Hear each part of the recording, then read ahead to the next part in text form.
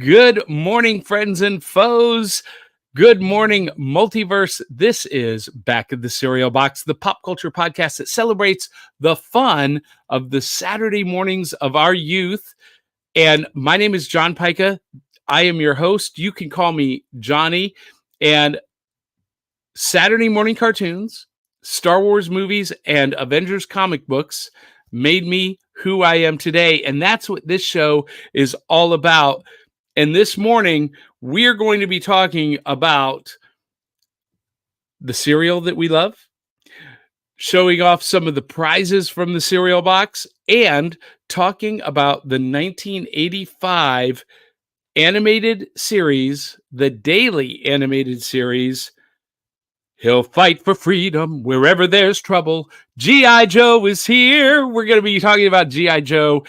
And to help me with that, please welcome my co-hosts, the one, the only Peppermint Princess, our emotional support Canadian, all the way from Winnipeg, Manitoba, Canada. She is a fan of Ninja Turtles, Transformers, Ghostbusters, G.I. Joe, and all things comic book and superhero. It is Willow Skylor doing her very best Lady J cosplay.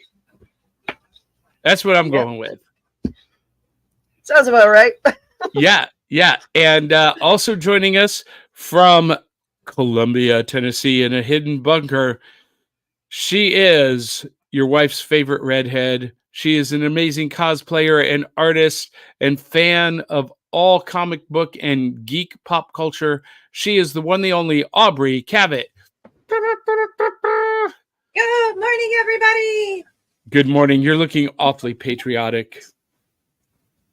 You know, isn't it a shame that Marvel Comics produced the G.I. Joe series, and yet Captain America was never a G.I. Joe? Oh. We're going to talk about some celebrities. That would have been an awesome team up, actually. Yeah, it would have. We're going to be talking about some celebrities that were G.I. Joes in a little bit. But before we get to that, we got to do some business. We got to thank our Cereal Box super friends. These are our Patreon supporters, and they all donate either $1, $2, $5, even $10. And if you want to have your name among that list, have your name in lights like Eli Cash or George Soroy or Larry Amiet, Greg and Crystal Jones, Anthony Sakovich, Valerie Davidson, Dave Mattingly, Charisse Collins, Day One Comics, Elliot Latham, or Phoenix Sisters Cosplay. If you want to be among that esteemed group, join us on Patreon at patreon.com/cerealboxpodcast. And donate $1 or $2. And what do you get for that? You get all kinds of exclusive content, like Back Issue Breakfast Club, Wednesday Night Bites. We're going to start doing my Saturday afternoon magic matinee shows exclusively for our Patreon viewers. So you want to make sure that you become a Patreon supporter like all of these folks, including Robert Alsop. And that would be a lot of fun, a lot of cool stuff. And if you hate our show, at the end of the show, if you hate us, donate even more generously. And that will help us improve. And just so that you can do that, during the show, we've got the banner running down below so that you can see it at all times and be reminded. That's all I'm going to say about it. All right. So, ladies, first things first, Saturday mornings when I was a kid meant big bowls of cereal.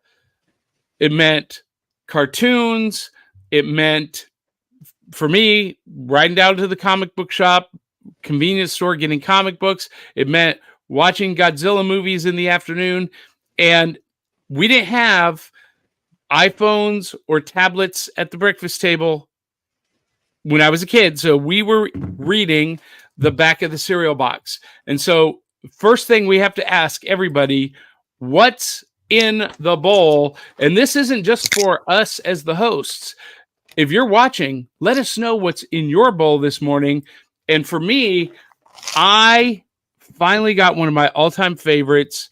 It's back, ladies and gentlemen. Waffle Crisp from Post.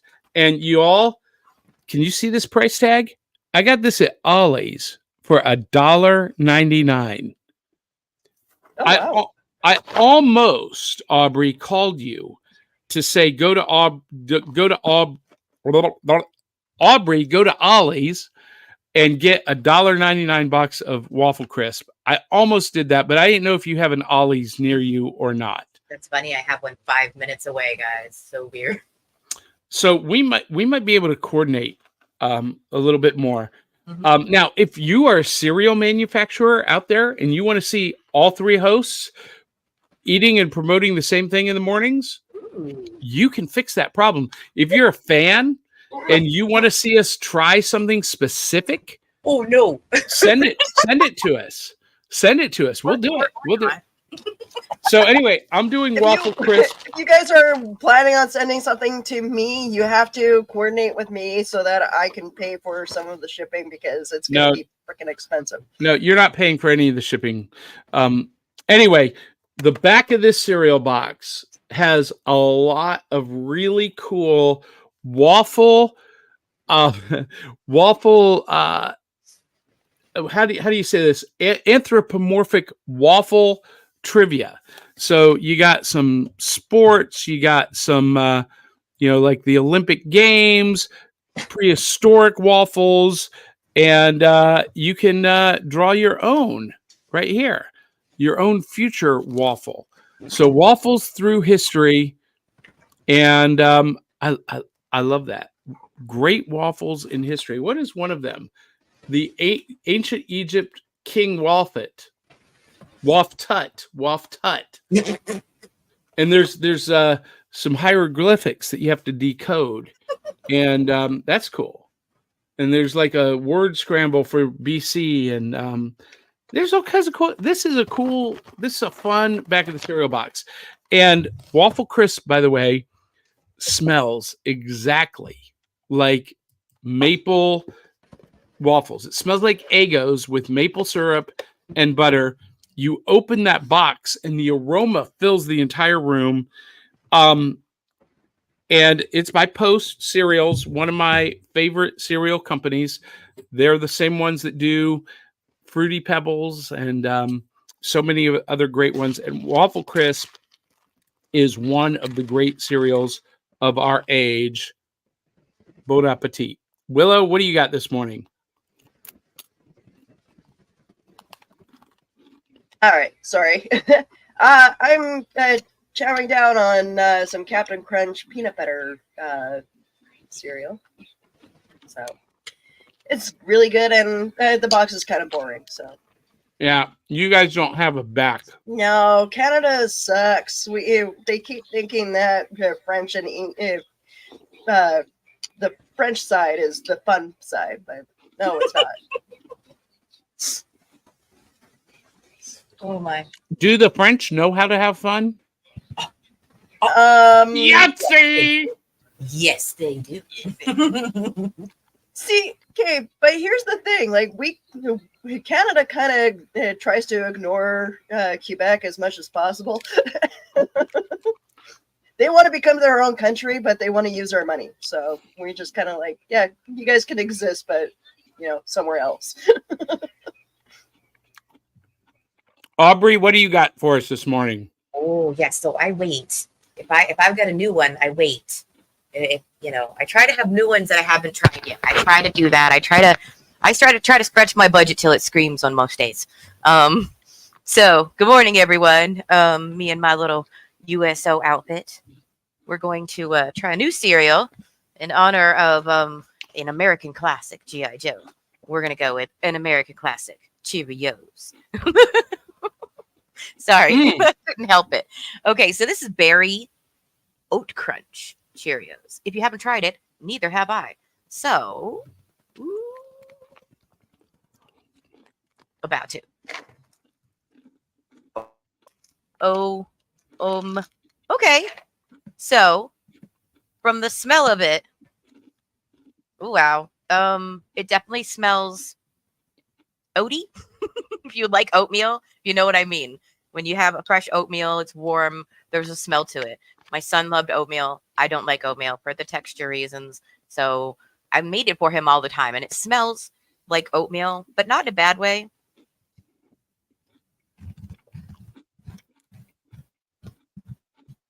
Very crunchy. Let me get a little closer because my camera is not just 1080p anymore. Can I do this? I don't know if I can. Yeah, yeah, it's perfect. Oh, Look at that. Look at the texture. Love it. Oh, we can see the texture and everything. Look at that. So, Honey, golden, delicious food. Mm-hmm. It's very good. So it's good? It's very good. I'm going to give this all the bowls. Honestly. 5 bowls. Okay. So, and Waffle Crisp, for me, gets 5 out of 5 bowls of cereal. Willow, what would you give Peanut Butter Captain Crunch? Honestly, okay. So, as it is, I'd have to say like a 3 because I can't really taste the peanut butter. Okay. Oh, no. Mind you, right now I do have a cold, so but don't really. To you, it just tastes like regular Captain Crunch. Yeah. Nothing special. Now, regular Captain Crunch, though, would be a 5 normally. But because this is supposed to be a special, like a gimmick thing, and they fail at the specialness of it, it only gets 3. Is that your logic there? It definitely tastes like corn pops with a hint of peanut butter. All right. That's fair. Well, guys, one of the big parts of this show is if you're watching or listening, if you're watching on YouTube or Facebook or Twitch or Twitter, X, soon we'll be on Instagram too. That I'm struggling with getting that connected. But wherever you're watching, you get to comment. You get to be a part of the show. And so we have audience comments. Like Tabby Cat is with us. Good morning, you all. Yeesh, it is frigid here. Blankets abound. And Tabby Cat says, Johnny, I love your jammies. Yeah, this is my onesie, my Avengers onesie. I've got a whole collection of onesies, and really they're too warm to wear in the summer. So I only wear them in the winter and to conventions. So anyway, Dave Mattingly, the newlywed, says, great to see you, Johnny. Good to see you, Dave. Hope you guys had a great honeymoon. I went to congratulations. Yeah, I went to the wedding, and so did George Bueller of the Cereal Box Network. And so cool. Good to see George. Yeah, it was a cute, really sweet ceremony. Dave's bride, Tracy, actually played piano and sang. I think it's an original song. I had never heard it before. Oh, wow. Dave, was that an original song that she did? And he didn't know she was going to do it. It was like a surprise. And then, the reception, they cut the cake. Is anyone else with me? I go to weddings just to have the wedding cake. Wedding cake to me is the best cake ever. I don't know what makes it different, but it's the best cake. Wedding cake is always the best. And they had a great cake. I wanted to stay there and eat the whole thing, but I just had a little sliver. Okay, wait. Well, no. Tell us what the flavor of the cake was. Come on. Wedding cake is a vanilla white cake, but it's always the most spongy, moist. I hate that word, but that's the only word to describe it. It's always. What's that? That's a good word for cake. Yeah, I mean it's just always perfect, and the flavor is just always. I don't know what they're putting in wedding cakes. Do you want some crack with that? But it's always good, and theirs was not to disappoint. Very good. And by the way, Dave Mattingly says, "Good morning, Lady J." And Dave adds, "Knowing is half the breakfast." G.I. Joe. Yeah. Marissa Henderson says, "Good morning." Good morning. And Good morning. And Eli T. Cash is joining us. Hi, Eli.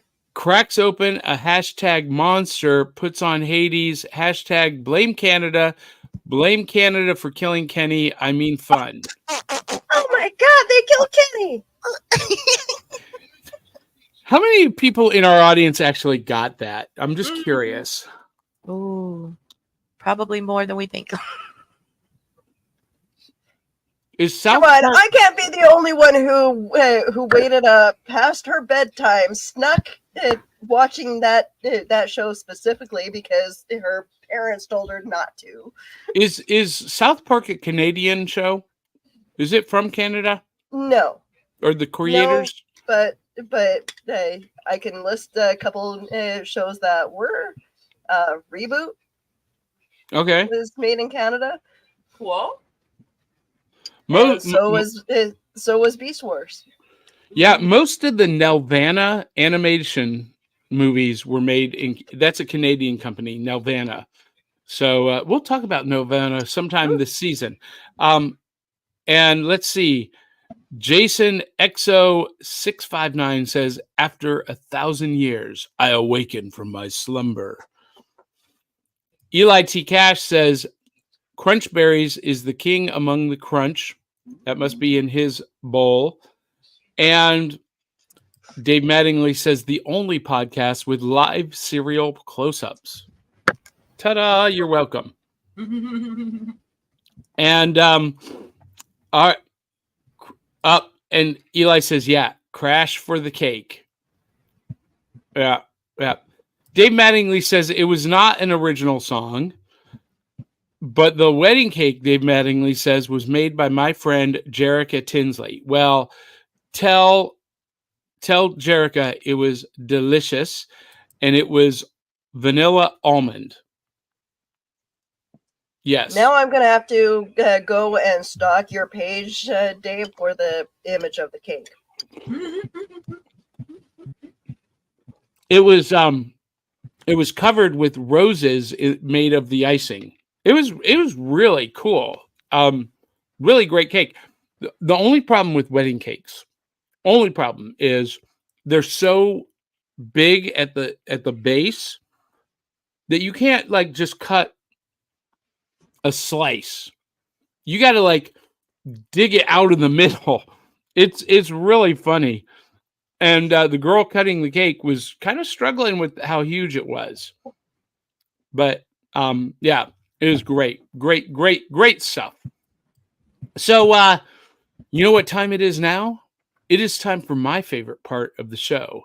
And this is brought to you by my book series, Tales of the Decoverse, available at Amazon, Barnes & Noble, and wherever you get books. And by the way, we are going to be talking about a 1980s animated series this morning, G.I. Joe, A Real American Hero. And so I've got, before we get into new loot and the prizes from the cereal box, I got some 80s trivia. So this is from 1985, some 80s trivia. Let's see. And all of those of you who are watching, post a comment with the hashtag, put hashtag and the answer to this trivia question, and the winner will send you a prize. We'll do a drawing for that in a minute before we leave. Okay, so I won't answer. No, do not answer. This is for our audience. So, what Stanley Kubrick film? No, I'm not going to do that. I'm going to do something about cartoons. What was the name, and this might be too easy. What was the name of Inspector Gadget's niece? You can't say it, Aubrey. You can't say it. So if you know, put it hashtag comments and put her name, and we'll do a drawing using the StreamYard giveaway tool in a little bit. Let me actually You're killing me. let me bring that up. Let me put that get that going before and Let's see, while we're the answer to the first question, Stanley Kubrick movie. Well, let's see. That could be The Shining. That could be Space Odyssey. okay, I'll let you answer this one. What Stanley Kubrick film follows Private Joker through training and eventual deployment in Vietnam? You can answer that one. Darn it. Do you know? Ooh, somebody answered already. Well, hold on. We're going to collect answers. Okay. So, do you know what Stanley Kubrick? I think I do.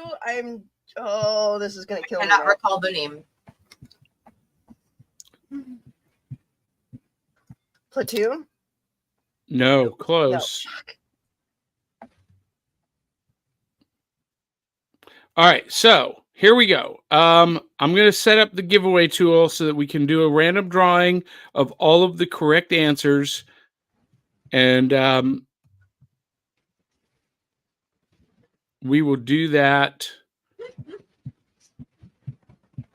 I'm collecting answers right now. And there's one entry. So it is time for cereal box prizes, or what we call new loot. And when I was a kid, Saturday mornings, big bowls of breakfast cereal, we'd reach into the box and pull out the prize. Now, I got to ask a question. I know that during the 80s, there was Smurfberry Crunch, there was Mr. T cereal, there was E.T., C-3POs, there was Mutant Ninja Turtle cereal. Was there ever a G.I. Joe cereal?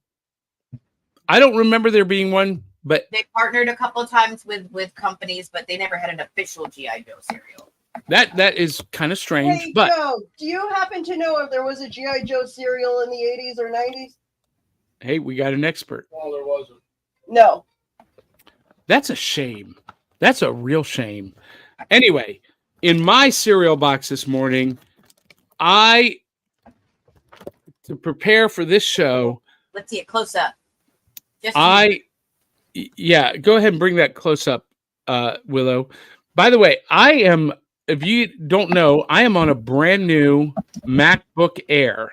I got a new MacBook for Christmas, and so this is all brand new. This is in honor of our main topic, G.I. Joe, the classified series Scarlet from Snake Eyes Origin, which was not a very good Snake Eyes movie. It was a good Storm Shadow movie, but not a very good Snake Eyes movie. This was Scarlet from that movie. I also got this at Ollie's for $4.99. Oh, wow. That is a really pretty toy. Yeah, it's really good. This normally retailed for $24. If you were to see this at Walmart or Target, it has a price tag of $24. At Ollie's, $4.99. I don't recall seeing that. Mind you, I haven't been to Toys R Us in a while, but Well, and their entire cases. Now, this came out when Snake Eyes came out, and Snake Eyes came out, I think, before the pandemic, or like right after theaters opened. I can't remember, but yeah. So it's been sitting on pegs for 2 years at least, and it's been. how did I miss that toy though? I'm kicking myself now. Well, if you have on Ollie's, you can get entire cases of G.I. Joe classified figures right now for $4.99 and $7.99. So I got this because I love Scarlet. I love the women of G.I. Joe in particular, and we're going to talk about one in a minute. So, but as I'm checking out, I turn around, and on the rack behind me was this little gem, also G.I. Joe from the animated series, the mini die-cast vehicles, Snowcat, the Vamp MK2, and the Hiss tank. And these are little like micro machine size. And I don't know if I'm going to open this up or not because it displays just perfectly Like it stands up on its own the way the packaging is. So yeah, I have that. do you? Yeah, I have that set. And then I bought a bunch of. Me and Joe went crazy one time at Walmart and bought a whole bunch of GI Joe minifigures. All right. So Willow, what do you have any prizes from your cereal box this morning? So I'm getting old, and I have a degenerating spine, according to my doctor. So I bought one of these babies Oh, that looks comfy, actually. to help me sleep at night. Does it work? I'm still getting used to it, and I don't find I find it too low for my liking, but I propped it up with another pillow. Well, no. See, that's the problem, Willow. It needs to be low. You need to get used to it. Straighten out my spine. Yeah. But You need to get used to that. No more propping with multiple pillows. That's what's causing you some problems. I know. It's 2024. Time for life changes. Although my new regimen with doing Tai Chi in the mornings actually has been helping quite a bit. That's awesome. That's awesome. All right, Aubrey, you got any prizes from your cereal box this morning? I do. Okay, so I kind of randomly grabbed this time, and I thought it was amusing what I randomly grabbed. Because I have a stack that I try to keep so that I'm ready for this. But first of all, we didn't show the back of my cereal box, so we'll there's show a it. reason why I didn't make a big deal about it. If we've got kids in the audience, I think Catherine is watching this morning. Hi, hun. I will say that this isn't the most entertaining cereal box, but if you like using your brain in the morning, guys, this is very entertaining. No. Why is she making me do math? If you like doing that kind of thing on Saturday morning. Nope, I'm done. I checked out. So yes, this is not kids' fun morning. This is, however, very important. Education is important. We agree on this channel, I hope. But Saturday mornings aren't always for that. So sometimes we can make it fun. Cheerios, I think they were going for an oat crunch, kind of a responsible cereal here, maybe. But that being said, every time my teacher has stated, let's have fun with math, it always, my brain just went out the window. I'm done. Bye. Check. There we go. Right here. This is I thought I'd put a little fun in the box. Masters of Evil. That's almost Wait a fitting. minute. Masters of Evil in a box that has math on it. Wait a minute. What is this from? I've never seen this, and I should know this because I am an Avengers fan, and the Masters of Evil are the Avengers' primary enemies. I recognize some of the characters. I see the Melter. I see Radioactive Man. What is that from? 60 years of superheroes. So those pages are awfully yellow. Look at this. It's actually on purpose. Okay. Wait, is that from Heroes Reborn? It's discolored. Yeah, Heroes that's from Reborn. Heroes Reborn. That's what it is. That's why I don't recognize it. So this is a reprint, is what you're saying? No. Back in the late 90s, Marvel did Heroes Reborn, where the Avengers and the Fantastic Four and some other heroes were quote unquote killed by Onslaught, which was Professor Xavier gone mad. Mm-hmm. And they weren't really killed. They were just shuttled to a parallel Earth where they had new lives, new memories. And it was this experiment that Marvel Comics was going to basically reboot their whole, tentpole franchises and try and capture new audiences with brand new stories and brand new situations and brand new versions of the characters, and it failed miserably. Oh my. So Fox Kids, we got a Fox Kids for those of you that are a little younger than me and Johnny, which, Johnny, me, then Willow, for ages here. But those of us who are older may not remember as well, but Fox Kids really expanded on their repertoire. Remember those cartoons. So, all right. So Spider-Man Unlimited. That says New Saturday Morning right there. Was a continuation of the mainstream Spider-Man series. But wait, keep that up on the ad. Okay. The other one is Avengers United We Stand. And this gets a lot of hate from Avengers fans, but it's actually a really good series. It lasted. I learned how to draw on that art. Yeah. It was a really good series led by Hawkeye. You had Tigra, Wonder Man, the Vision, Ant-Man, Scarlet Witch, and the Falcon you see up in the corner, and the Wasp. This was actually a great series, and it was a great team. And sadly, it gets a lot of hate. And it was produced primarily to sell toys, but I thought that was a good cartoon. It was. I really enjoyed it. So we've got some comic selling ads in here. I'm about the ads and the comic. Oh, here we go.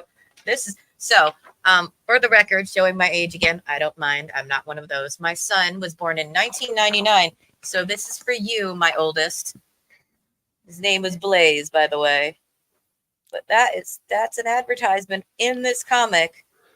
Usually you don't get hardcore adult movies in comic books, so interesting. That was kind of the whole thing with the Heroes Reborn, and it was the Image guys before they they had gone and founded Image, and then they brought them back.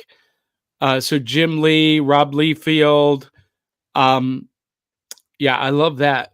Mile High Comics in Denver.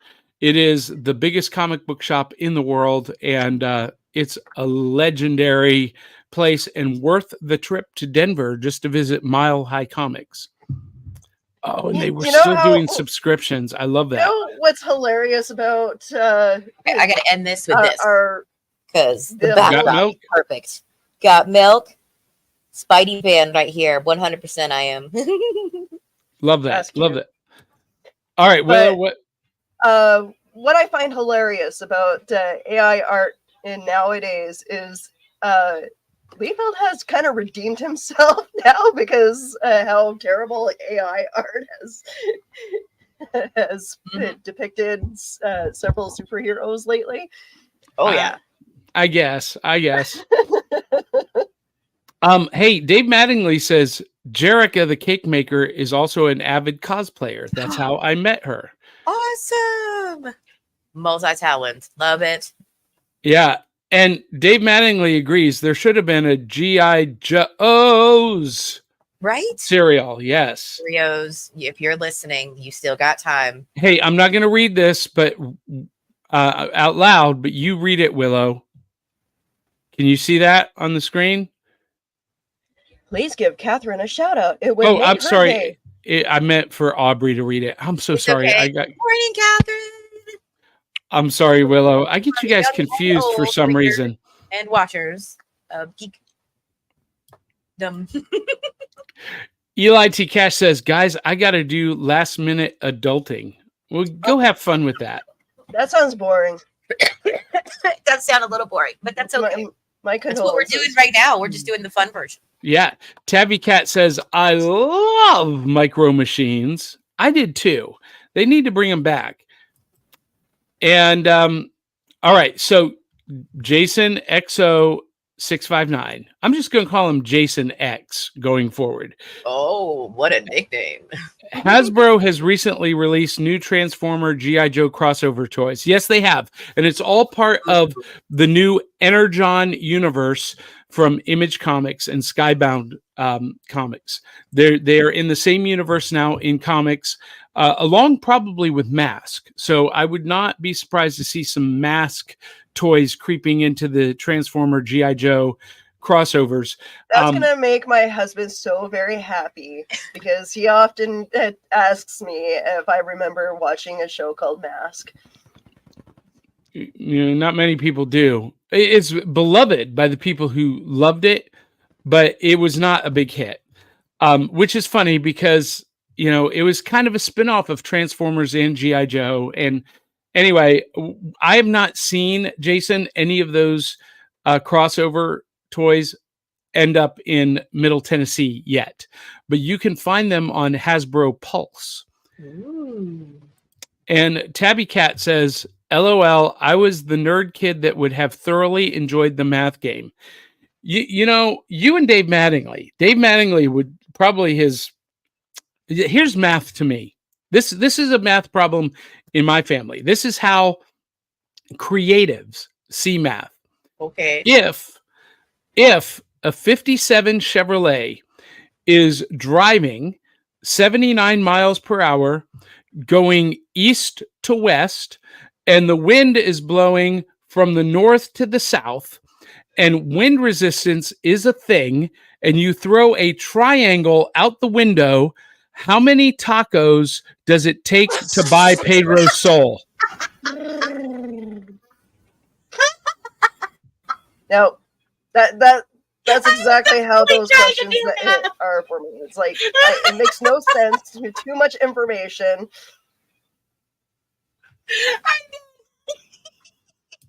And Dave Mattingly says the Heroes Reborn run was from the late 1990s, which I said through the early 2000s. It lasted 12 months, 12 issues.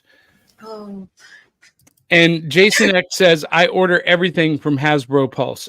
Jason, you need to go back and watch my our episode about multi-million-dollar corporations using crowdfunding. And I'm talking about HasLab. And Hasbro is, I love their product. I love what they do, but I'm not a fan of some of their business practices. And using crowdfunding to fund their new lines is not cool to me. And Jason X says, I hate those type of math problems. And Tabby Cat says the answer to Johnny's math problem is 8 dirt. See, I thought it was purple because aliens can't read. I have Jason X says, I have the HasLab Deathosaurus. Oh. See, Jason, I'm not a fan of HasLab. I don't think multi-million-dollar corporations need to be using crowdfunding. Crowdfunding is for independent artists, not multi-million-dollar corporations. I'll get on a soapbox. There's a whole episode about it from last year. I might have to revisit it. Because of that episode, I was even quoted in the Wall Street Journal in an article about that very thing. But didn't you purchase the Ghostbusters stuff from theirs? Not HasLab. I did from Hasbro Pulse, but the reason was, yes, I'm a little bit of a hypocrite, Willow. Thank you for calling me out. I did buy the Ghostbusters stuff because it was on clearance for $19.95. I would not have bought it regularly.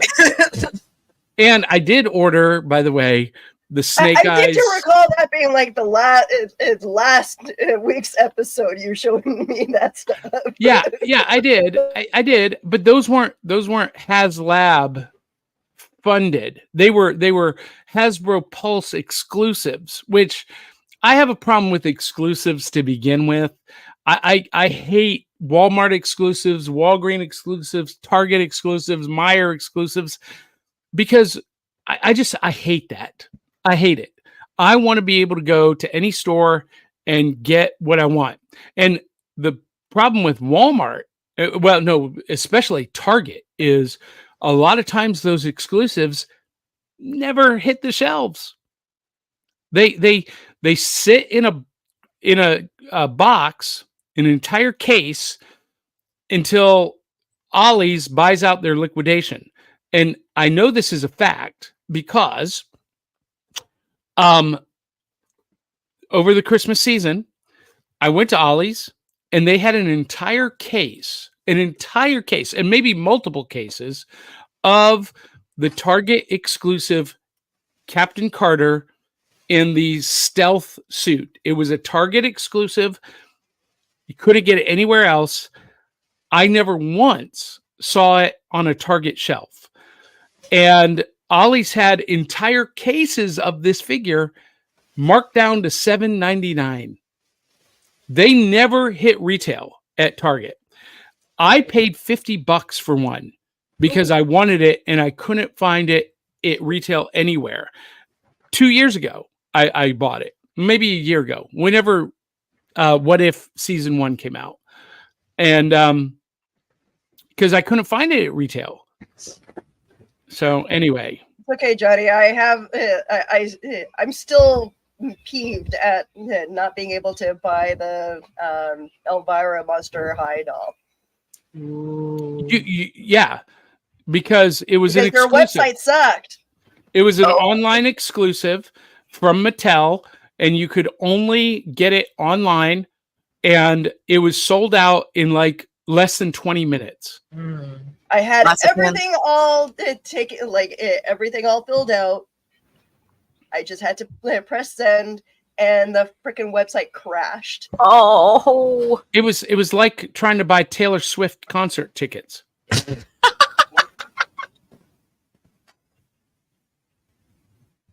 We live in Tennessee. I've seen the traffic that causes. You know, I love some of your music, Taylor. I play it on repeat, but oh my goodness, like, yeah.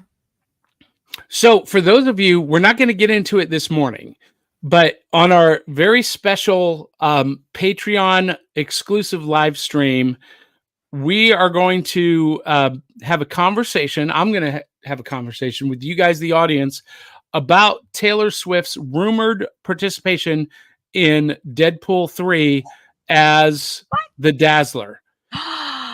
We're not going to talk about it this morning. What? If people want to know what the truth is behind the rumor and our thoughts about it, you're going to have to tune in and become a Patreon member later this week. And Jason X says, Jason X says, blame the people using bots to purchase stuff, Willow. Oh, right. Oh, come on, guys. Yep, that's exactly what happened. And then not even moments later, after, people had already set up prior to the sale stuff on eBay, selling the doll for $200, $300. $300, yeah. Yeah, which she was saw like a $60 doll. What is it now? Have you tried to look it up recently? No. A lot of times these things come That's way how down. mad I am about it. Well, so I'm in the same boat with the Mego 50th anniversary Green Arrow figure. Oh. They said it went to Walmart. I never saw it at Walmart. Other people are saying, no, that's a lie. It never went to retail. It was only available online. Well, nobody told me that. And now I can't find it for less than $75. The going rate is $85, $90 for a $15 action figure. It's driving me nuts. Resale is king right now. No, it's criminal is what it is. And I don't blame the bots, Jason. I blame the retail distribution model. It's broken. Ever since Toys R Us went out of business, retail distribution has been in the toilet, and Walmart and Target are not cutting it. And I mean, in the wake of Toys R Us closing in the US, we've seen mom and pop toy shops pop up everywhere, but they're limited in their footprint, in the amount of floor space they have, and they can't order big quantities directly from the manufacturer. So they're mostly dealing in secondhand or vintage or, used figures or older stuff. So it's hard to find new stuff. And Tabby Cat says, yeah, Jason, it's worse these days. Scalpers have stepped up their game. Absolutely. It's exactly what I was thinking. They're exactly like scalpers. You got to get in there as fast as you can. I worked retail for a long time. I'm not going to mention the company, but it's got a sassy history of scapping up good stuff. And I would say that they're where it started. Ollie's and places like that. They started as resale. They started as buying up things, and then, it became like, they have older stuff a lot of times. Well, that's what Ollie's is now. Mm-hmm. Ollie's is a reseller. They are a liquidator. Now Big Lots, which started out that way, they're not anymore. And they have now, Mego has Big Lots exclusives that you can't find anywhere. Again, distribution models suck. And about scalpers, Jason X says, to quote CM Punk, because they're too lazy to go out and get a real job. And Jason is happy that Toys R Us is making a comeback. Okay, so for those of you who don't know, Toys R Us has a small section in Macy's department stores. At least they did for the holidays. I don't know if it's permanent, but they did open one new permanent store in the U.S. It's in Minneapolis at the Mall of America. And by the way, their Mego action figure game is the strongest in the country. They have partnered with Mego to carry their entire line. I want to get on a plane and fly to Minneapolis, but I'm too broke once I get there to get anything. All I can do is look and go, I want it all. He can afford the plane ticket, but not to buy. No, I can't. I can't even afford the plane ticket because if I take off work, if I have a day where I'm not actually working to go somewhere, if a plane ticket costs me $250 and I lose $250 because I don't work that day, that's cost me $500. Yep. So, adult math. See, you need to explain that to people who gamble. Oh, right. That's the only reason I don't go to casinos, y'all. I grew up as the kid who saved my quarters because I was one of the few girls that was playing the pinball machine or Pac-Man or, I wasn't a wizard at pinball, but man, did I want to be. So I spent my money very unwisely. And if you could go to one of those places and they had a reward system, oh no, I was in trouble. All of my money that I earned, all my babysitting, everything that I had was going to go to earning those rewards. So me in a casino, I would have way too much fun. It would make me cry at the end. I have a friend that spends pretty much all his free time at any of our casinos. And one time he won I think it was $2,000 or something like that. And I'm like, so how much money did you put in the machine to win that $2,000? 20. Right. 20,000. Right. All right. Hey, before we get to our main topic, talking about G.I. Joe, I want to remind everyone, trivia question, put in the comments, hashtag the name of the character. What is the name of Inspector Gadget's niece? I'll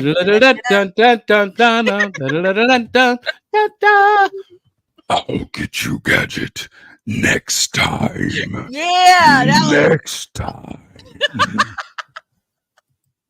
That was great, Johnny. You're welcome. You're welcome. All right. So it is time for our main topic this morning. And before we do this, we want to acknowledge our partners, our charity partner, Comic Books for Kids. And right after this, we're going to dig into G.I. Joe, the animated series. Comic Books for Kids provides comic books to kids in hospitals and cancer centers across the U.S. It's a place where we can all work together to make sure every child has a comic book. 100% of all proceeds go towards the kids. It's about making a difference, and while they're in the hospital, allowing them to fly like a superhero, battle dragons, or rescue teddy bears. We are in every state in the country and now support over 160 hospitals. Every month, we add more. Visit cb4k.org. Outstanding. And we have a fundraiser event, a virtual con coming up in 2 weeks here on the Cereal Box Network that is going to support comic books for kids to raise money for them. And that'll be 4 days of programming, almost 24 hours. I guess 12 hours of time. But we got some great celebrity guests, and go to the multiversefundraiser.com and check that out. And hope you'll join us. All right. So it is time. He'll fight for freedom wherever there's trouble. G.I. Joe is there. G.I. Joe, a real American hero. G.I. Joe is there.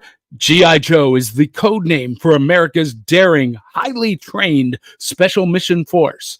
Its purpose, to defend human freedom against Cobra, a ruthless terrorist organization determined to rule the world. G.I. Joe, a real American hero. G.I. Joe. And now you know, and knowing is half the battle.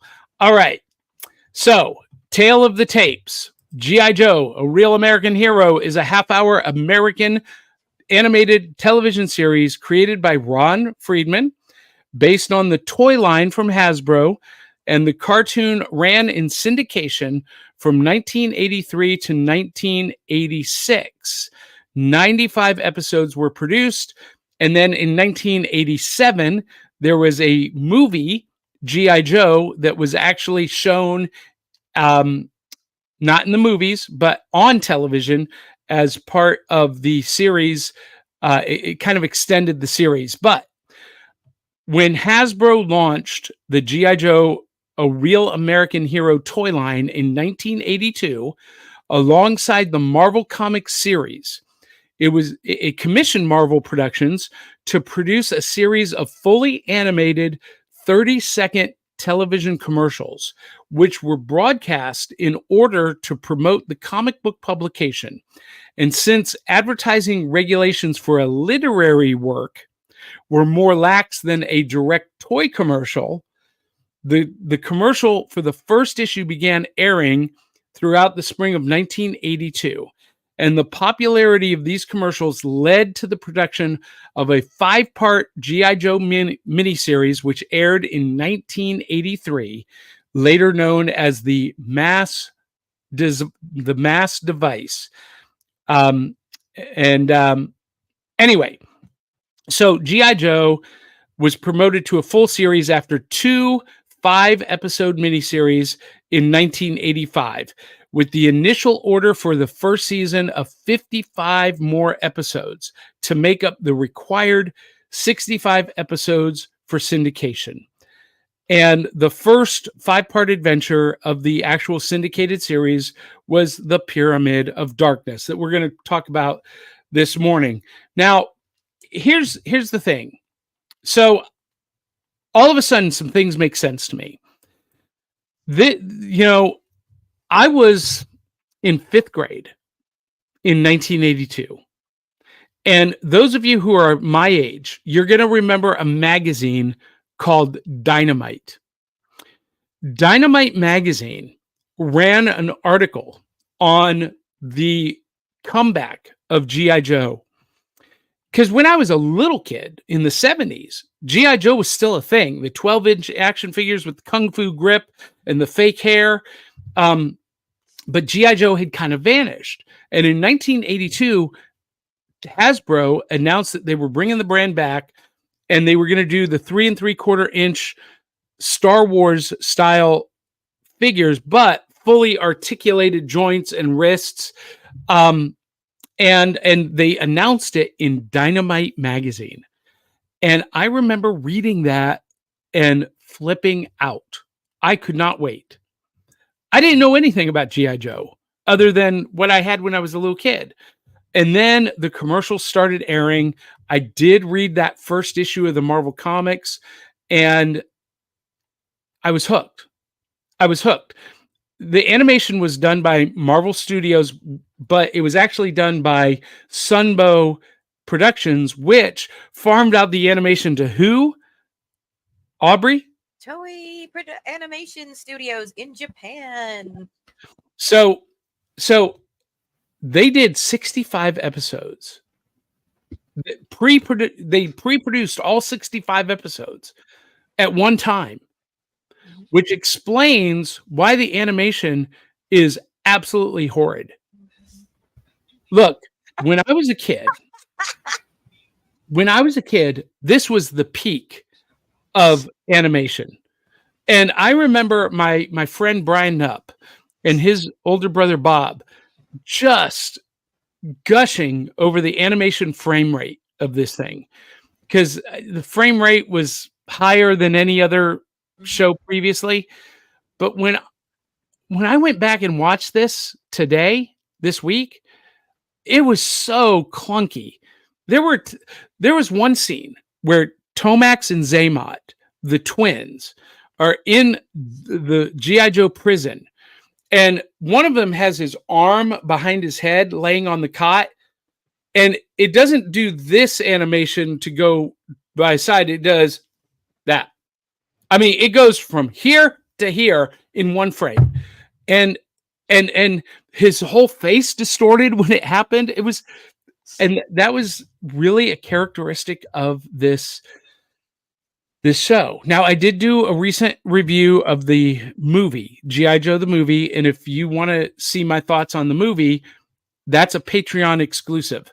$1 a month gets you access to that. But G.I. Joe, you have Duke, Scarlet, Roadblock, and I'm going from my right to the left. Roadblock in the middle, Snake Eyes, and Flint. And these are frames from Pyramid of Darkness. But you guys, I don't remember even seeing Scarlet in this story arc. However, and by the way, this is the backs of the Hasbro toy line. They had amazing artwork. And if Duke, there in the center and here on the right, if Duke looks like he was inspired by Race Bannon, you're not far off. He was actually inspired by Steve McQueen. And had they done this movie in the 60s, Steve McQueen would have played Duke. And so, yeah, he looks familiar. Now, before we get to your comments, by the way, does anyone notice that Jesse Ventura is a character up there on the top row? They never actually produced a Jesse Ventura figure. Oh. There were several celebrities that did get produced as G.I. Joe. Sergeant Slaughter was one. Right? Oh my gosh. So William the Refrigerator Perry was another one. They had done a prototype and advertisements for Bo Jackson and Rocky Balboa, Sylvester Stallone, and those never were produced. Okay. Now, I swear in my memory, I remember seeing Bo Jackson on the shelves. But as far as I can tell, they never actually produced it. They just teased it. So if I'm having a Mandela effect moment, somebody correct me. But the rights negotiations with Rocky Balboa fell through, and so we only ever got the Fridge and Sergeant Slaughter. But one of the hallmarks of this series, and this is why I actually love the series a lot. Okay. Let me back up. Everyone was gaga over Snake Eyes. Yeah. I never got Snake Eyes. I never got why everyone thought he was so great. And especially in this story arc, he's a chump. He's Shipwreck's lackey. And just, he's did nothing for me. But everybody else thought he was the coolest thing. Now, Storm Shadow, yes, I thought he was pretty cool. But I was a fan of Scarlet and especially a fan of Lady J. And, Willow, I was mentioning this to you before we went on. The intro song says that this is America's daring, highly trained special mission force. And yet, for a highly trained elite force, they screw up a lot. And the only character in my estimation out of watching these 5 episodes that had any competency at all was Lady J. Aw. She saved Flint from drowning. She, captured Destro. She stood up for women's rights everywhere with the admiral of the Navy ship. Yep. And I was just a big fan of Lady J, and she was always my favorite. I've got a Lady J figure somewhere here from the Classified series, but as an adult, this show just did not hold up for me. I wanted to love it again, and I just didn't.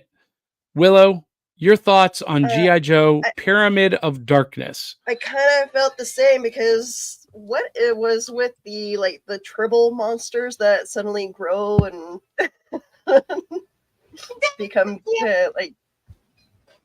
monsters. I don't know. Wait, I missed that. Where was that? Was that in episode 5?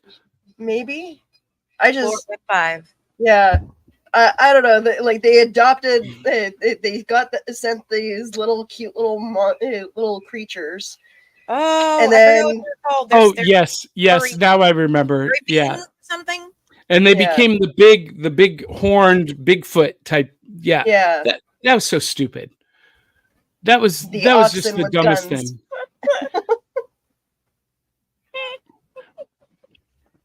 Yep. So yeah, that's where it See, I erased was that from my in and mind. out watching them, watching these the shows this morning, and yeah, I didn't take my medication, so I'm just not very. I didn't like it.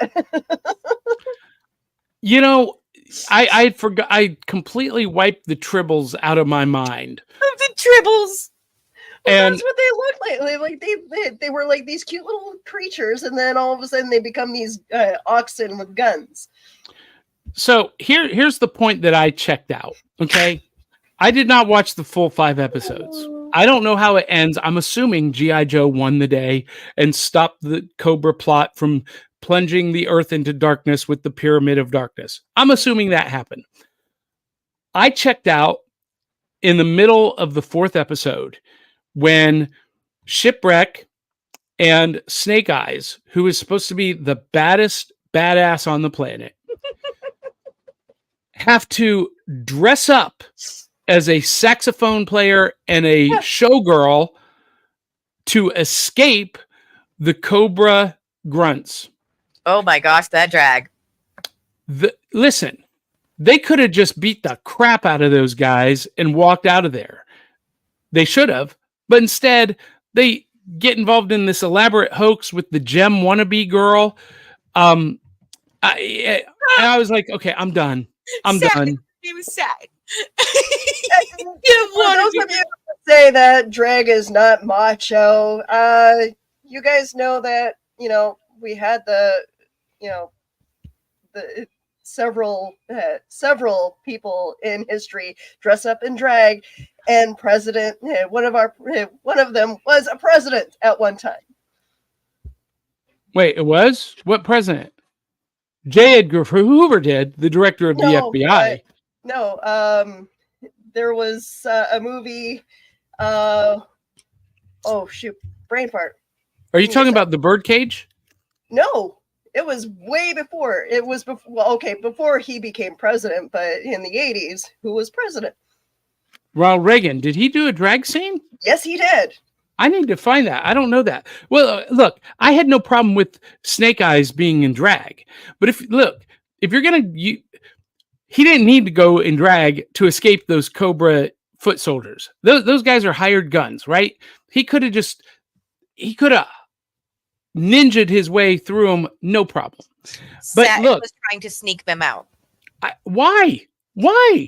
And here's the thing: if you're gonna do drag, take off your mask and visor.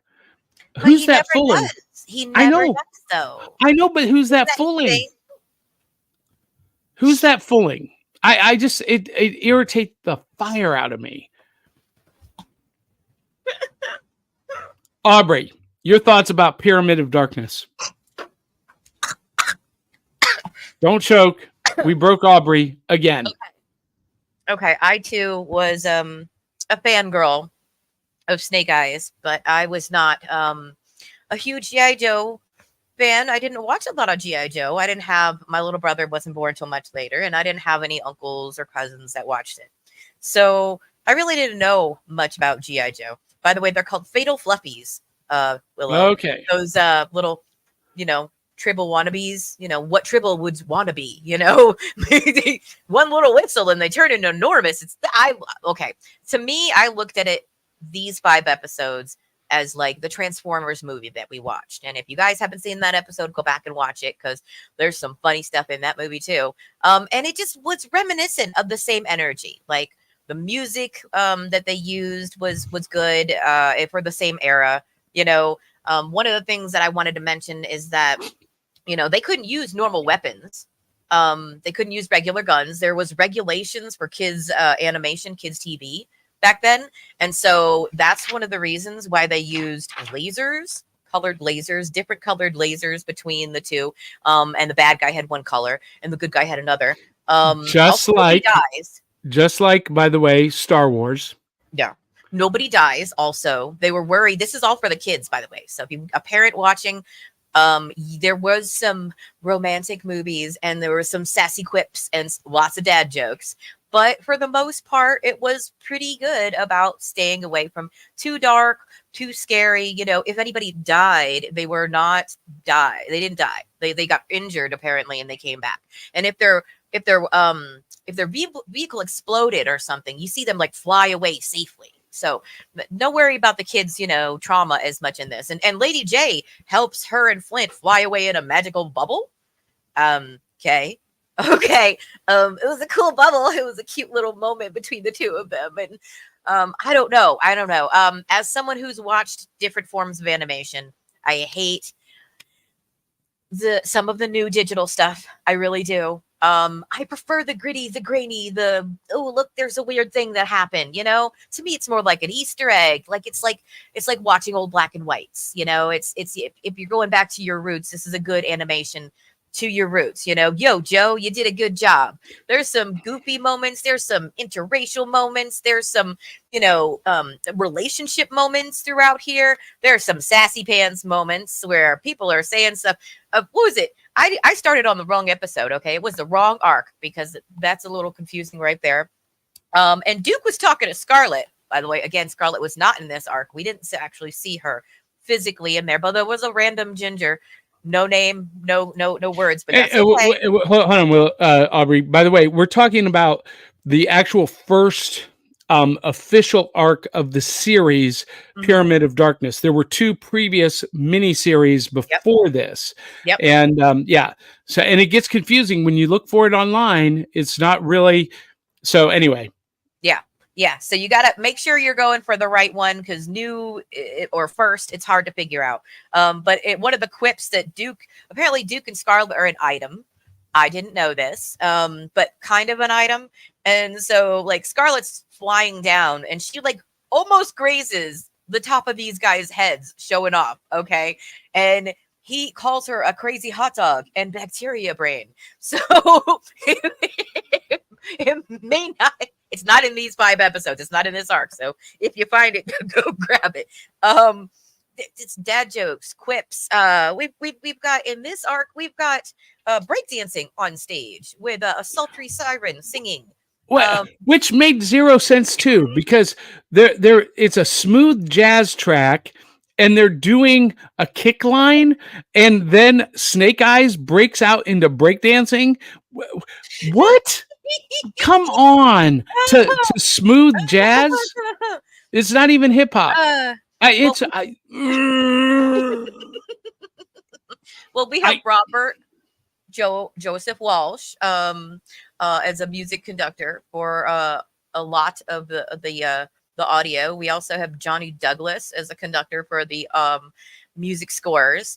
An interesting tidbit that I found is Sunbow's staff would write the scripts based on the characters and the vehicles in the episode. Like you said, Johnny, they already had it turned out. It was in front of them.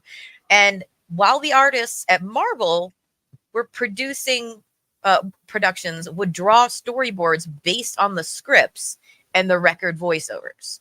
So they were like tag teaming this in many different ways, then sending the animation over to Japan. So any anime fans, just FYI, these old animations from Toei Animation Studios, I'm not sure I'm saying that right, and I apologize.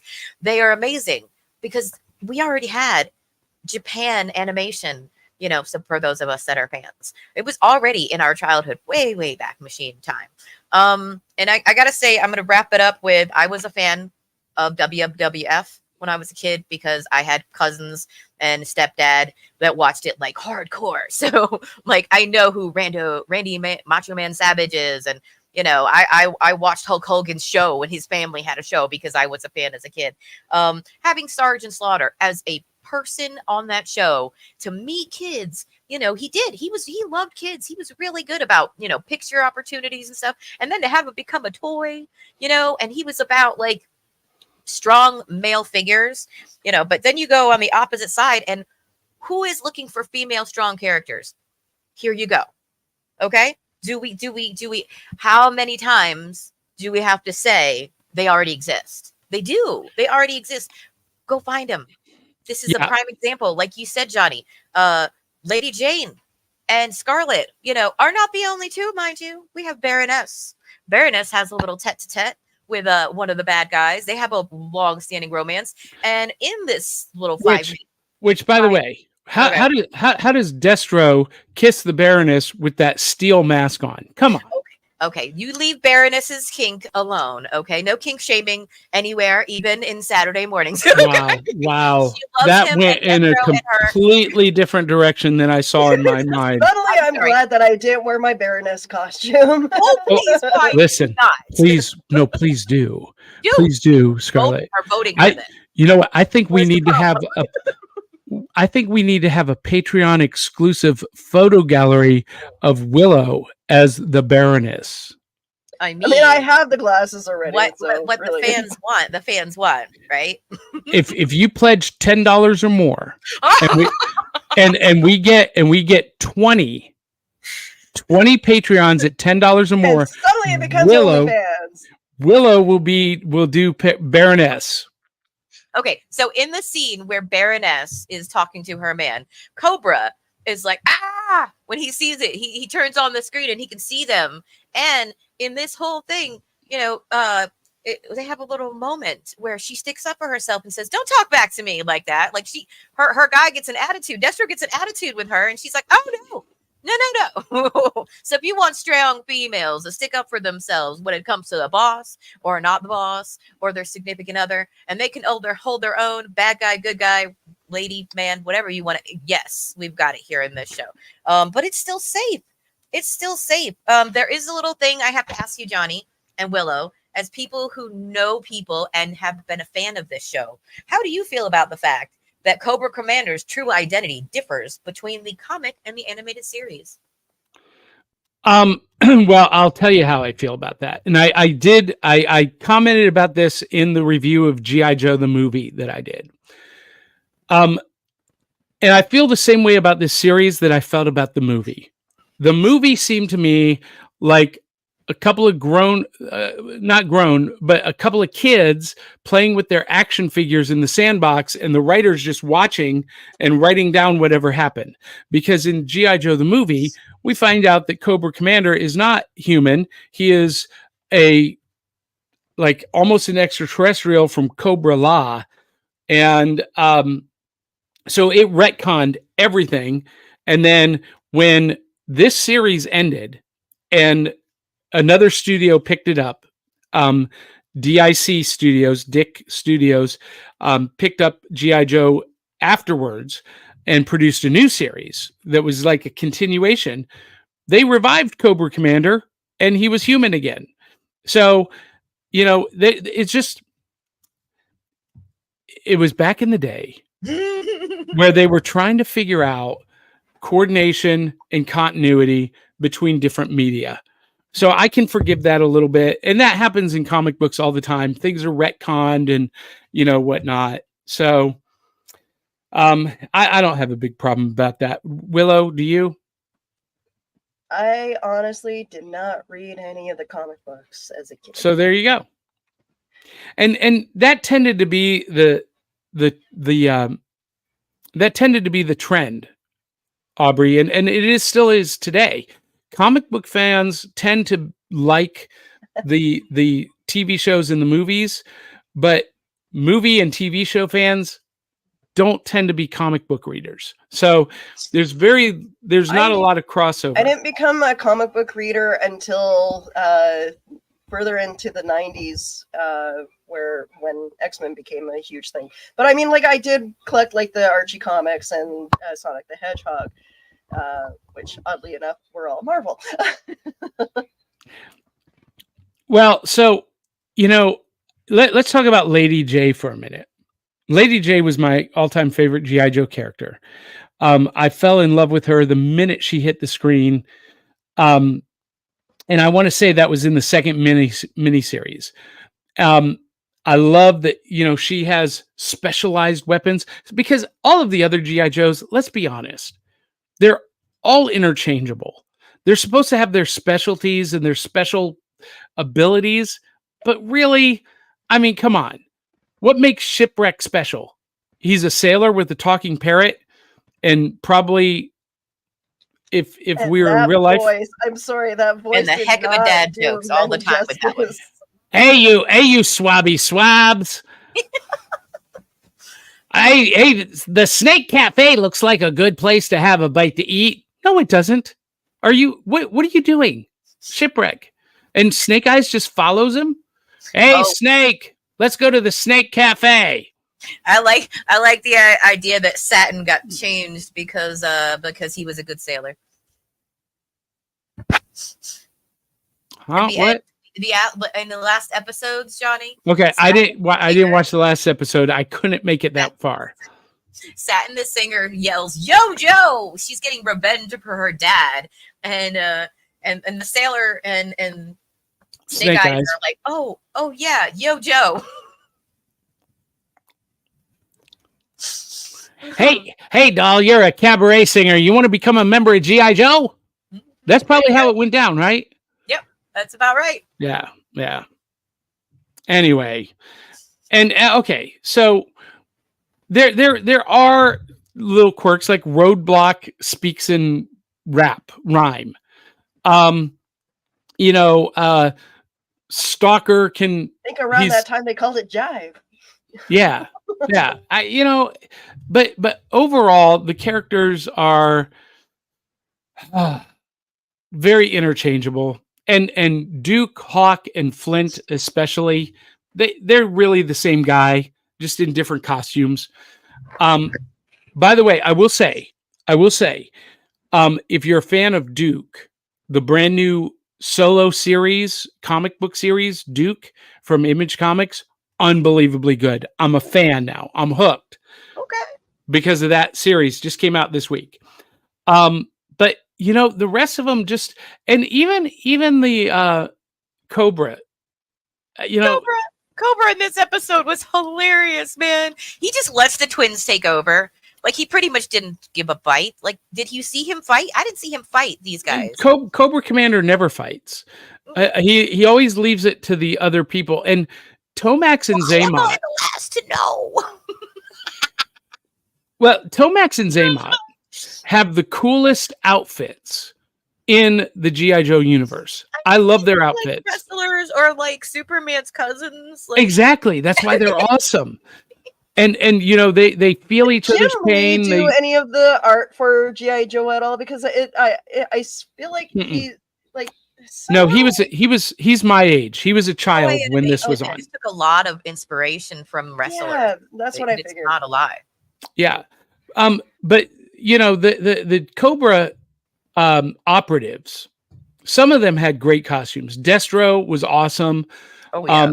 Tomax and Zaymot, I love their costumes. But what got them was their arrogance, their hubris.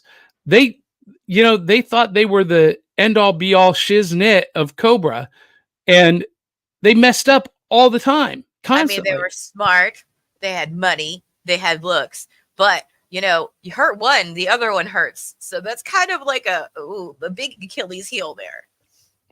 Yeah, here's the thing.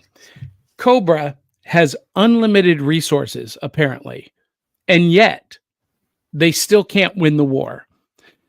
G.I. Joe, go ahead. Pays.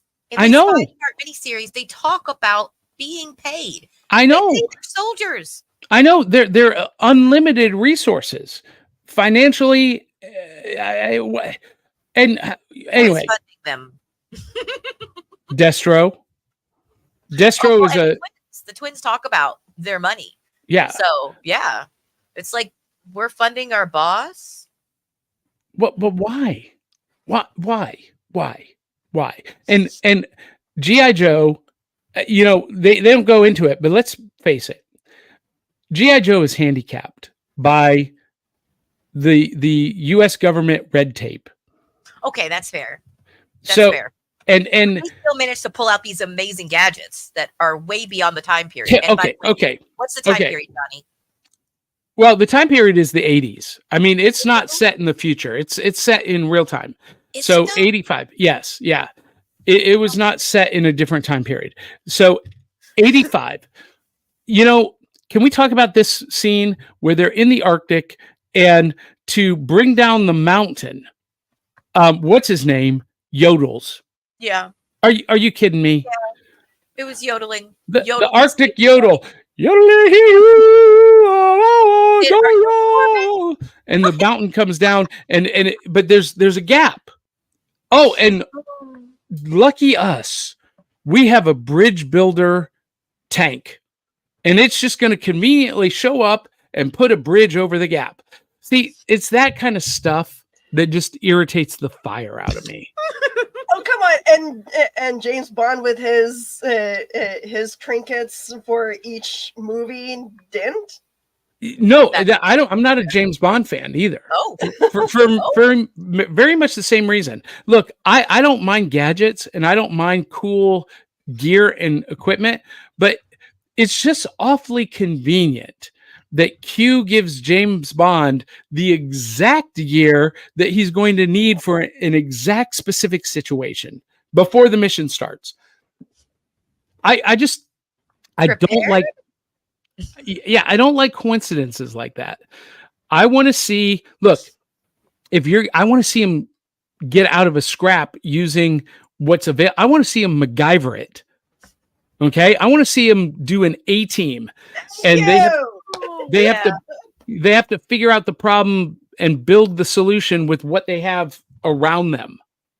I don't care how outlandish and preposterous it is, but I just don't want a coincidence. Oh, we need a bridge. Oh, look at here. We've got a truck that has a bridge on it that's just going to put it in front of us, and we're going to roll through the Arctic.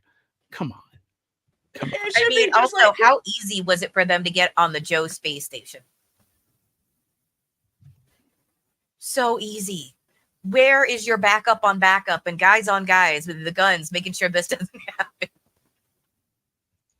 Well, anyway. That's why that's the reason why you don't have outside security companies doing the job for the police. So you RCMP. So we got a ton of audience comments. We need to get through some of these because Cartoon Commotion, Cade Hawkins joined us, and he's been yelling at us through the screen, but he starts off with, I don't want to grow up. I'm a Toys R Us kid. There's so many toys at Toys R Us that I can play with. Yep, love Toys R Us. And Jason X said Frank Welker, Megatron, voice Dr. Claw, Mad Cat, and the Brain 2. And Frank Welker says Cartoon Commotion is the master talent of voice acting for sure. Jason X says the opening of the G.I. Joe, the movie, is epic. It was very good, but Jason X makes a point here that the animation of most older cartoons just doesn't stand the test of time. And I'm going to say that's not exactly true. Because if you go back and you watch the Warner Brothers Looney Tunes or the really good Hanna-Barbera stuff like the Flintstones, the early Scooby-Doo, some of that animation is better than anything coming out of studios today, especially Warner Brothers. I mean, it was just great. And the Tom and Jerry Hanna-Barbera shorts, it was just, you can't compare to that today. Oh, so yeah, I agree on that. the problem that G.I. Joe had, and so many of these weekday shows, and G.I. Joe was one of the first weekday shows. It was on in the afternoon. I would rush home from school to watch it. The problem it had was they were trying to produce a lot of content all at once. And there was a lot of pressure to just crank out content. It was quantity over quality. And so that's why. And Jason X also says the Refrigerator Perry figure was actually released. Yes, I know that. And so was Sergeant Slaughter, but Bo Jackson and Sylvester Stallone, Rocky Balboa was not. Cartoon Commotion says every now and then you'll have an episode of G.I. Joe that's not as well written, but it's easily forgiven due to much better episodes before and after the one, responding to the Snake Eyes and drag thing. Yeah. Okay. I'm just, that's all I gotta say. Okay. Cartoon Commotion says the best takeaway I have from the first two miniseries, which we didn't cover, we picked up with the actual first official ongoing series episodes. But the takeaway was self-sacrifice. Snake Eyes for Scarlet and Company in the first miniseries, and Roadblock in the second miniseries. But what was the takeaway from this first story arc on this? That the G.I. Joes are awfully lucky to have Lady J on their team to save their bacon. That's a good one. Yeah. Yep. Jason X says, I remember Sergeant Slaughter hosting the 5-episode airing of G.I. Joe the movie. Yes, he did. And if you want to see my review of G.I. Joe the movie, Patreon exclusive, patreon.com/cerealboxpodcast. Let's see. Baroness and Destro had an interesting relationship, says Cartoon Commotion. Both clearly cared for each other, but would both easily backstab each other. Look, can we just put this in adult terms? That wasn't love. That was lust. That was opportunists. Them being opportunists. Yes. Co-workers with benefits. They both like power. Mutual beneficially, yeah. And Cartoon Commotion says, personally, I stick with the cartoon continuity over the comics with these Sunbow tunes. That's fair. And Cartoon Commotion adds, Lady J did indeed debut in the second miniseries, and that's what I thought. He also adds, Cobra Commander is my favorite 80s villain because of how whiny and wimpy he is. He's like an overgrown child in the organization that obeys. And the organization obeys. It's hysterical and thrilling in his defeat. See, I just... I feel like, yes, you really can't respect him, and he's really just a little too incompetent, so it makes it easier to dislike him as a character. And that seemed like that was like the problem with a lot of the villains on these shows back in the 80s was making the villain out to be this pathetic, not being able to do anything right kind of character. And I'm glad that we got the cartoons later on in the 90s where the villains actually seemed like they were capable of being villains. So, Willow, you're talking about G.I. Joe Renegades and G.I. Joe Resolute. And Jason X asks if we're going to discuss those, and maybe down the line, especially when it comes to, we're going to do an episode sometime this season on cartoon series that are better than the original. And G.I. Joe Renegades might be one of those. Tabby Cat says it's lazy story writing when they make it so convenient. Yes, exactly. And then Jason X asks us, are you debating the writing on a kid's show with an adult brain? Yes, we are. And Tabby Cat says something she said before. LOL. Yes, Jason, I am. When the ideas are too big, you put them in a kid's story. See, I think the problem with the 80s is a lot of the writers didn't realize that the parents were also watching these shows with their kids, and then like storylines seem to have gotten better in the 90s with a lot of cartoons. I'm going to say the opposite, Willow. Yeah. Because if you watch the cartoons from the 40s and 50s and even into the 60s, there's a lot of adult humor hidden. A lot of implied sexuality, a lot of kind of racy stuff. Yeah. And in the late 60s, we had parents pushing back against that, and parents groups like the Moral Majority in the 70s. And so they created the Comics Code Authority, they created the movie rating system. And so what I think happened here is the exact opposite. They knew that parents were going to be watching this with their kids, and so they dumbed it down so the parents didn't have anything to complain about. That's what I was saying earlier. They specifically did that to G.I. Joe when they started this part. The series that we started, the miniseries we started, they were determined to make it more watered down, exactly like you said, Johnny. They wanted to make it more mild because there was so many spicy... Yeah, I'm going to call it spicy still. There were so many spicy episodes. And in my generation, when this was coming out and I was old enough to watch it, there was no parents watching with us. I mean, I was a latchkey kid. We got up ready for school. Our parents got out the door before we even had a chance to leave sometimes. So it's breakfast in a hurry and you better get to school if you're walking, which I was. In today, looking back at those times, we see that with 2020 vision, but Hollywood is always behind social trends because art imitates life. And so by the time something gets made in Hollywood, they're 3, 4, 5, sometimes 10 years behind a social trend. And the latchkey kid trend of the 80s wouldn't really have a light shown on it until the late 80s into the 90s. That's when we started hearing latchkey kids.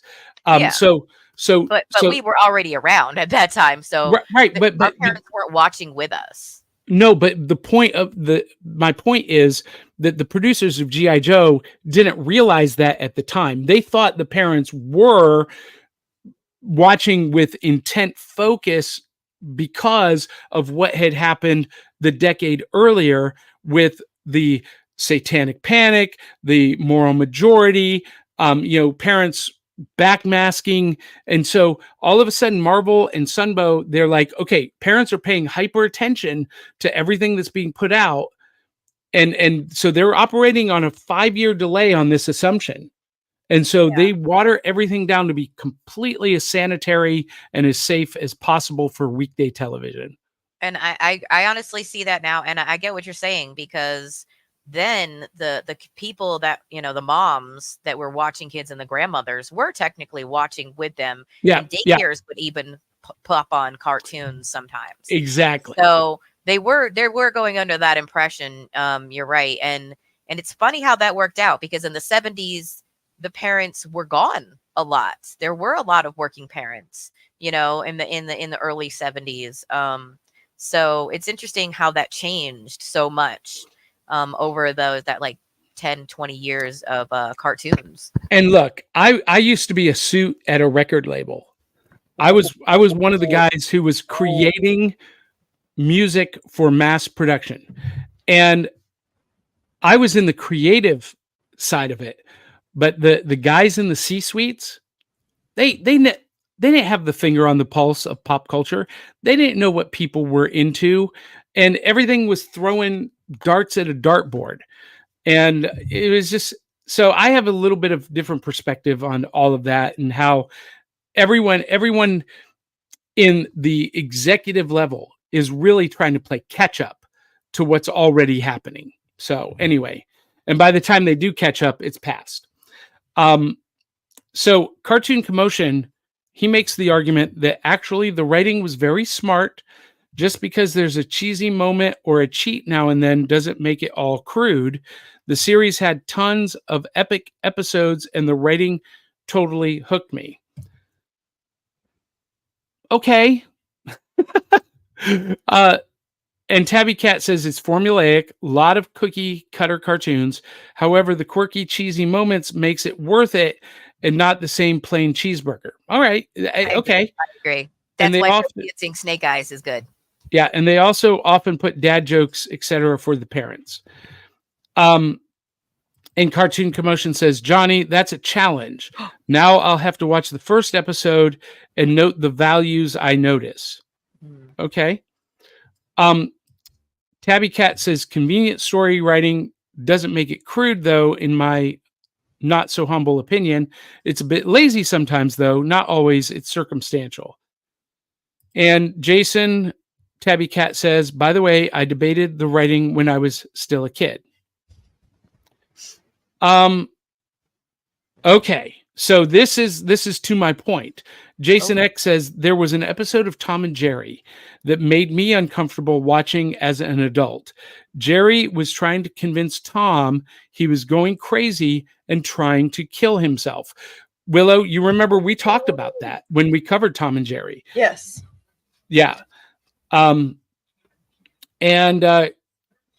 Commotion says the episode Skeletons in the Closet was during the main series. It was incredible, dark, and featured Lady J and gave us personal history for Destro. I feel like all of the good episodes feature Lady J. I'm a big fan. And then Tabby Cat says, yes, Tom and Jerry had a lot of disturbing episodes. Even as a child, I could see that much of it wasn't quite for kids. Yeah. Yeah.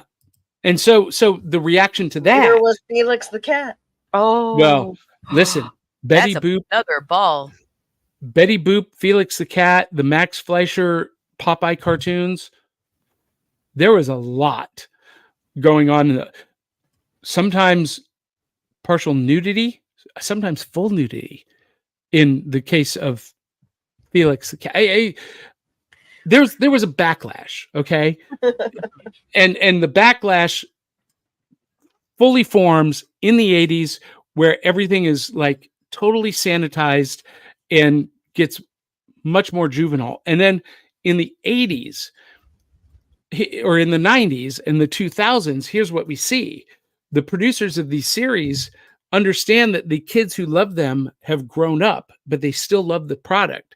And so now they're producing the product for those grown-up kids. And that's why so many of the newer series or the reboots or the remakes, in my opinion, are so superior to the original. And, you know, we'll have to take up G.I. Joe Renegades. And Cartoon Commotion agrees. Felix Cat in the 90s was trippy. Wait, in the 90s? Felix Cat was produced in the 30s and 40s. No, they did make a cartoon of Felix the Cat. Like he had a resurgence in the 90s. Oh, really?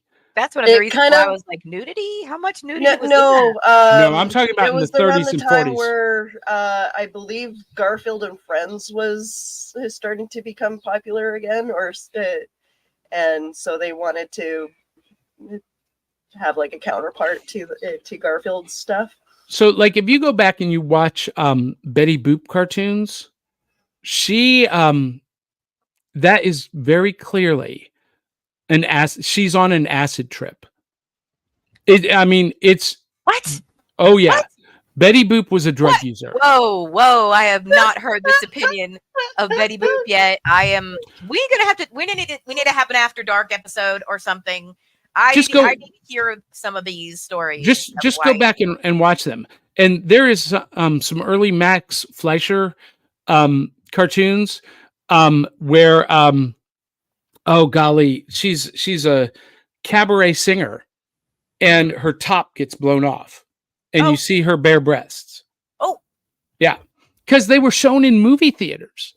They weren't shown on TV. Mm-hmm. So you had a lot, and there was no rating system then. There was no, Comics Code Authority.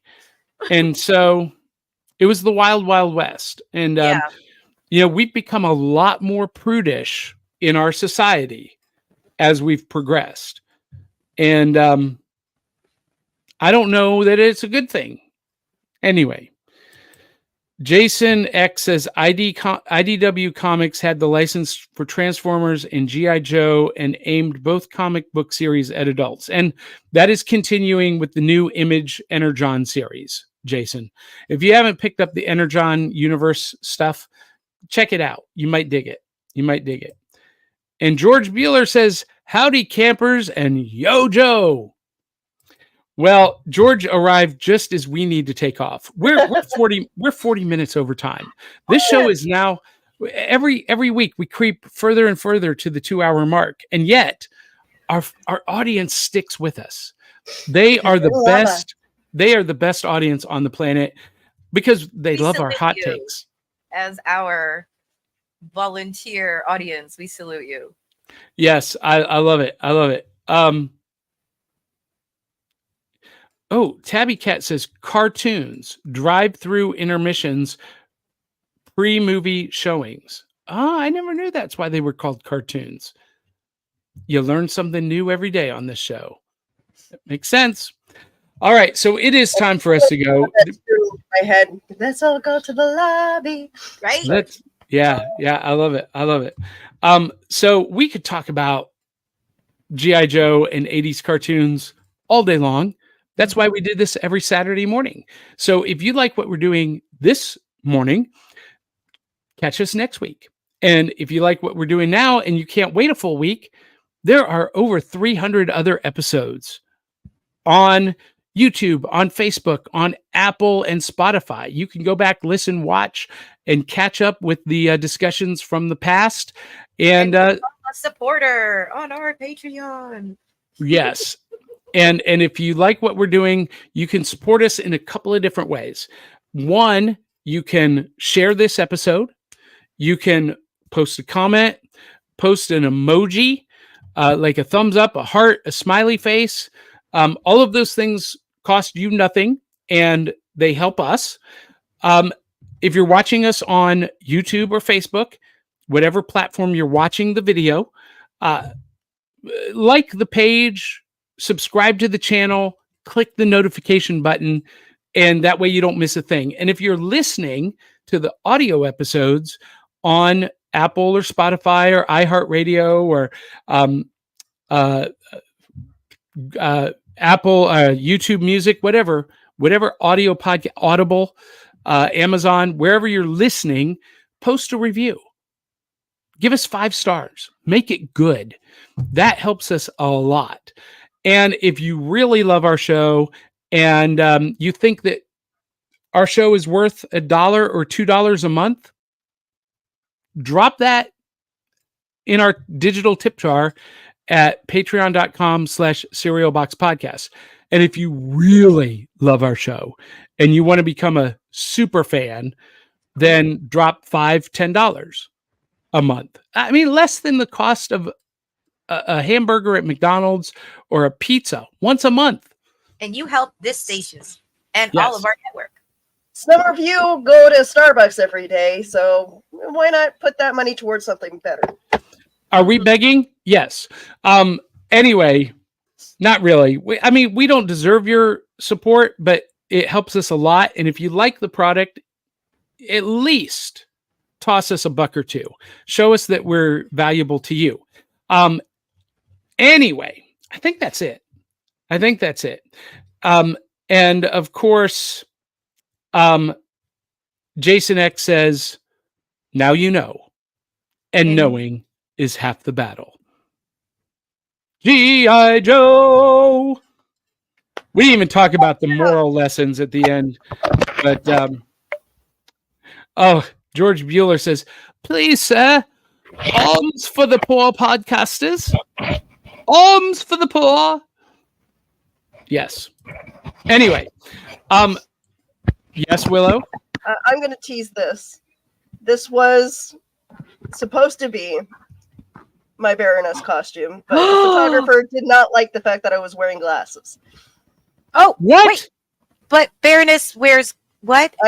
I tried pleading with them. I'm trying to find a better picture, but yes, that was my Baroness costume for Willow? Oh my gosh, I love you in black hair. I just have to say. Willow. Uh-huh. Can we make that an exclusive print for our $10 patrons? What? I can try getting a better picture of that, or I can retake it. Retake it. Okay. That would be epic. So you guys think that I should re-dye my hair black? Or go back to my natural hair color, which is almost black? There you go. I think it looked great on you, I have to say. It's Baroness pretty dark fan. right now. Baroness fan. All right. It's time for us to go. My family is scratching at the door saying, come out, wherever you are. Me. Yeah, they want food. So everybody follow Willow at Willow Skylor. And tomorrow night, Cryptid Crunch. You're going to be talking. No Cryptid Crunch tomorrow night? No, tomorrow night is the Ice Cream Queens. Oh, that's right. But they pre-recorded it.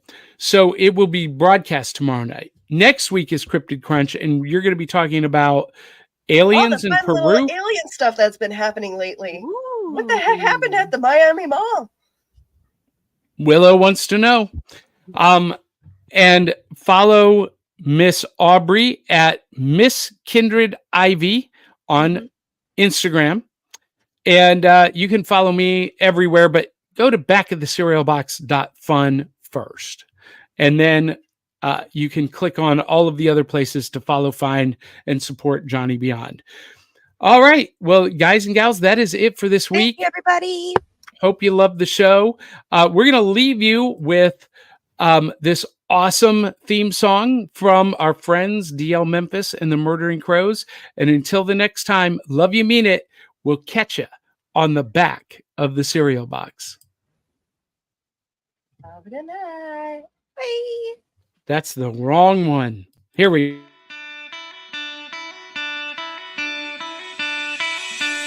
It's like Coca-Cola, Levi's.